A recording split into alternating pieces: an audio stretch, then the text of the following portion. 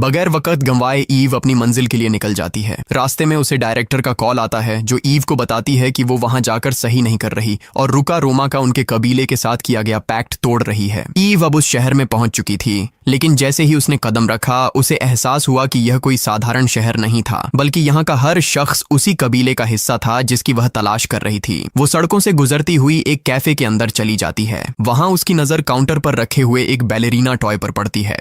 उस खिलौने में कुछ ऐसा था जिसने उसके भीतर पुरानी यादें जगा दी। वह टॉय को गौर से देख ही रही थी कि अचानक माहौल बदल गया। लोग घबराकर कैफे से बाहर भागने लगे और तभी एक आदमी ने बिजली जैसी तेजी से उस पर हमला कर दिया। वो आदमी बेहद ताकतवर था, लेकिन ईव ने अपने कौशल और हिम्मत से उसे पछाड़ दिया। मगर ये तो बस शुरुआत ही। एक के बाद एक नए हमलावर सामने आते गए। ईव ने हर वार झेला, हर चोट सही और किसी तरह अपनी जान बचाकर वहां से निकल भागी। इस पूरे मंजर पर एक सिख आदमी नजर रख रहा था। उसने फौरन कबीले के सरदार को खबर दी कि ईव उनके जाल से निकल गई है। सरदार ने वक्त बर्बाद नहीं किया। उसने अपनी सबसे भरोसेमंद शिकारी लेना को ईव के पीछे भेजा। लेना ने पूरी चालाकी और कुशलता से ईव को घेर लिया और फिर अपनी बंदूक के वार से उसे बेहोश कर दिया। कुछ देर बाद ईव जब होश में आई तो उसने खुद को कबीले के सरदार के सामने पाया। कमरे में सन्नाटा छाया हुआ था। सरदार की नजरें ईव पर टिकी हुई थीं। फिर उसने भारी आवाज में सवाल किया, क्या तुम्हें नहीं पता कि हमारा पहले से ही रुश्का रोमा के साथ समझौता हो चुका है? अब कहानी में ट्विस्ट आता है और ईव बताती है कि उसका ताल्लुक रुश्का रोमा से नहीं है, बल्कि उन्हीं के कबीले से है। वो अपने माँ बाप का नाम लेती है, जो सुनकर कबीले का सरदार शॉक हो जाता है।